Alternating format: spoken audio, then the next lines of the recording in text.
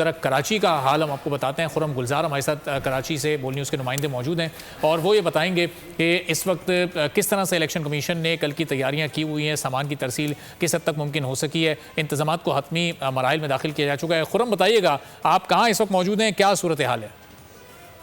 जी बिल्कुल, कल आम इंतखाबात होने जा रहे हैं। शहर में सिक्योरिटी हाई अलर्ट है।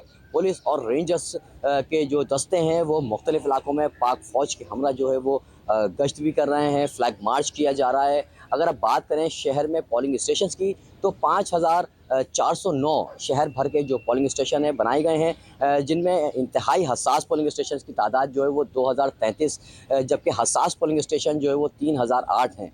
साथ ही जो नॉर्मल पोलिंग स्टेशन की बात करें तो 308 नॉर्मल पोलिंग स्टेशन हैं। साथ ही इसमें नफरी के हवाले से अगर जिक्र किया जाए तो इंतहाई पोलिंग स्टेशन के अंदर जो है वो 8 एहलकारों को तैनात किया जाएगा।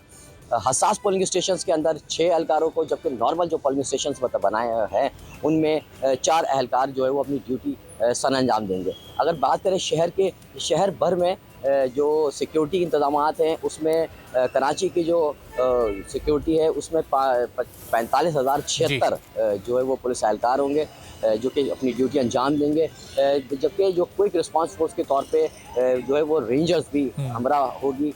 इसके साथ ही शहर में जो हसास पोलिंग स्टेशन की तादाद है वो 2033 है, जबकि इंतहाई हसास जो है वो 3008 पोलिंग स्टेशन बनाए गए हैं। इस वक्त आप देख सकते हैं मेरे अकब में जो डिप्लॉयमेंट का सिलसिला शुरू हो चुका है। पुलिस की जो नफरी है वो मुख्तलिफ थाना जात से, जो शहर भर के थाना जात हैं उनसे जो नफरी है वो DRO ऑफिस रवाना की जा रही है, जिसके बाद जो है वो तरसील का अमल जो है वो शुरू होगा। और उसके ठीक है, बहुत शुक्रिया। कराची की सूरत हाल से हमें अपडेट कर रहे थे। सब्सक्राइब करें और बेल दबाएं ताकि कोई खबर रह न जाए।